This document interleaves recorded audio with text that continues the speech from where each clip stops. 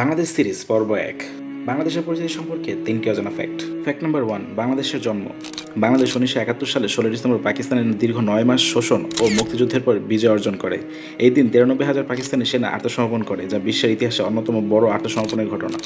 এই দিনটি বিজয় দিবস হিসেবে বাংলাদেশের গৌরবময় ইতিহাসে লেখা হয়ে আছে। ফ্যাক্ট নাম্বার ২, ২১শে ফেব্রুয়ারি।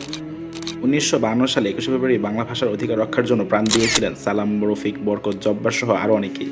তাদের এই আত্মত্যাগের স্বীকৃতি হিসেবে ১৯৯৯ সালে ইউনেস্কো ২১ ফেব্রুয়ারিকে আন্তর্জাতিক মাতৃভাষা দিবস হিসেবে ঘোষণা করে। এই দিনটি ভাষার জন্য লড়াইয়ের এক অনন্য প্রতীক। ফ্যাক্ট নাম্বার ৩, সবুজ লালের দেশ। বাংলাদেশের জাতীয় পতাকা হলো সবুজ আর লালের মিশ্রণের এক অনন্য প্রতীক। সবুজ রংটি বাংলার উর্বর প্রকৃতি ও জীবনের প্রতীক, আর লাল বৃত্তটি সূর্যোদয় এবং ৩০ লাখ শহীদের রক্তের স্মারক। ১৯৭১ সালে প্রথম প্রবর্তিত হয়, যা জাতির আত্মপরিচয়কে তুলে ধরে।